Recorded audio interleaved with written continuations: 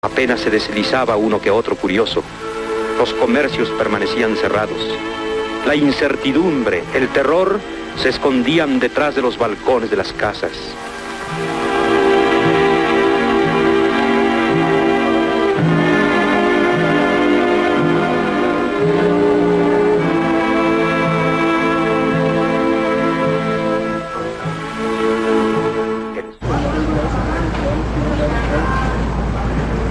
Muy buenas tardes.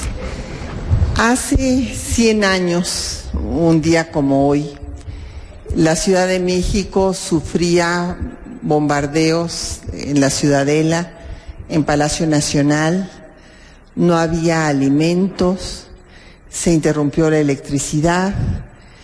Fue ciertamente una tragedia, no solamente para los habitantes de la capital, sino para la República Mexicana. Se estaba rompiendo el orden jurídico, el Estado de Derecho, atentando contra el gobierno democrático de Francisco I. Madero.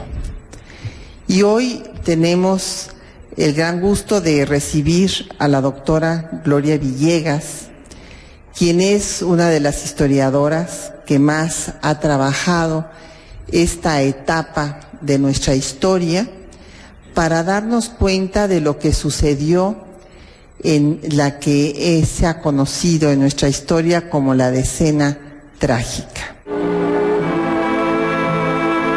El cuartelazo militar ocurrido en la Ciudad de México entre los días 9 y 19 de febrero de 1913, conocido como la Decena Trágica, abrió paso a una nueva etapa de la Revolución Mexicana.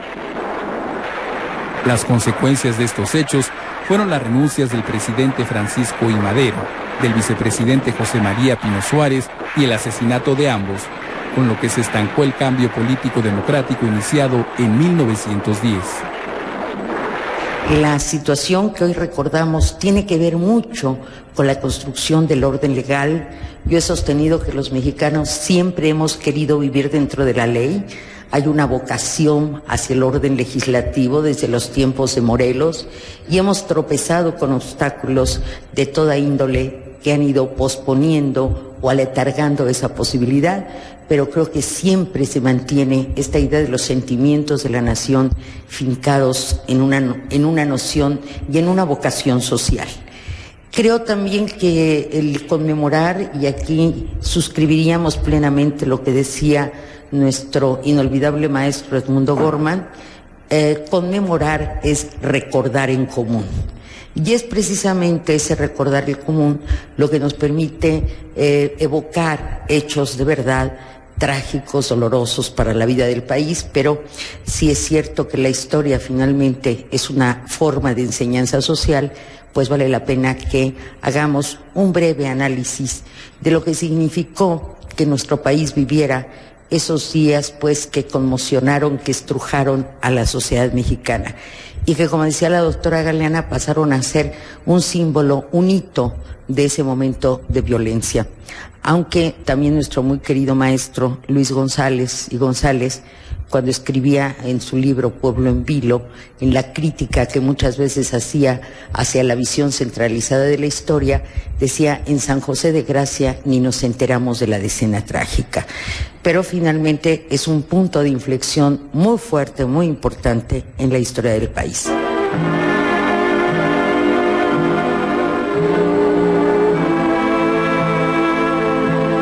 El clima, el ambiente que se estaba dando en nuestro país en aquellos momentos era un ambiente de gran crisis. Gran crisis porque el régimen de Madero se había iniciado. Era un gran orgullo entender que por primera vez había una elección que el sufragio había sido uno de los grandes anhelos del país y que Madero, un gran luchador, un revolucionario ejemplar, alguien que tuvo la gallardía y la fuerza para criticar al régimen porfirista que se había mantenido durante tantos años y, por otra parte, mostrar una visión del país a través de su espléndido libro La sucesión presidencial, y creo que esto hay que marcarlo, es una revolución que se inicia acompañada de una gran reflexión. No solamente es un acto esporádico, espontáneo, como dicen algunos de los estudiosos de las revoluciones, sino en este caso hay una reflexión muy profunda que antecede esa acción comprometida que tiene que ver con algo que Madero trabaja de manera muy importante en el libro, y es la noción del gobierno legítimo.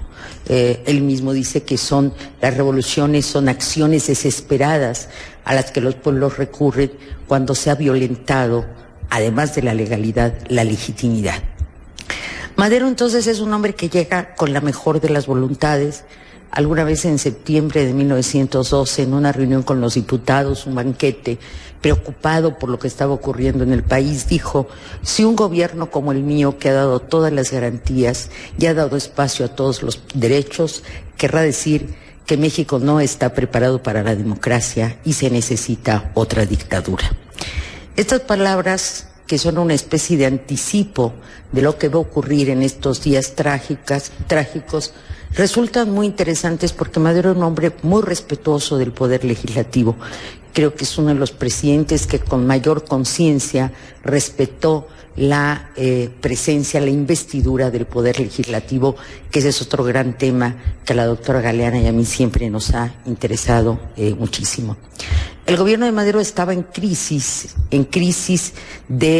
que tenía que ver con los grupos que habían venido luchando. Como sabemos, la misma revolución no solamente fue el llamado del 20 de noviembre, sino todo lo que desencadenó.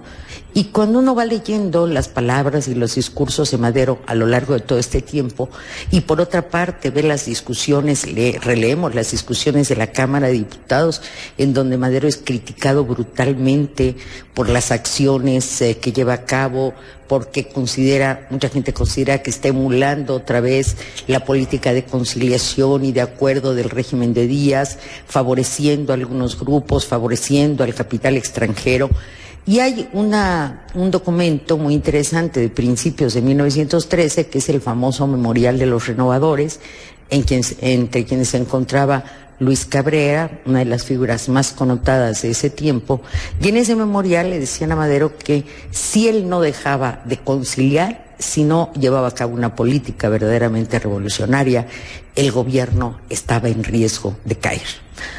Cuando vamos recorriendo las fechas, y el Memorial de los Renovadores es en enero, y unos cuantos días después nos encontramos pues con este estallamiento que deriva en esta situación trágica del asesinato de un mandatario, de un magnicidio, pero además de un mandatario que había puesto toda su fe en el país y que tenía todo el crédito pues de hombre que había luchado por sus ideas y las había llevado adelante.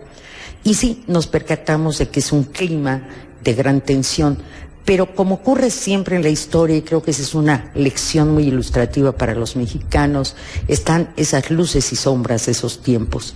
A mí me sorprende que a finales de 1912 se está escribiendo la primera historia de la revolución, obra de Roque Estrada, un personaje realmente extraordinario que creo que hay que recuperar.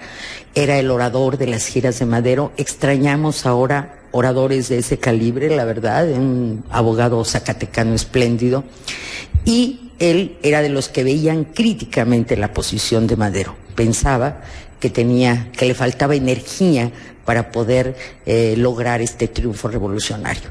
Y unos cuantos días antes, pues, de la decena, él realiza este análisis espléndido, en donde, entre otras cosas, dice que Madero era un sentimental, y los sentimentales son apropiados para iniciar las revoluciones, pero no para gobernar.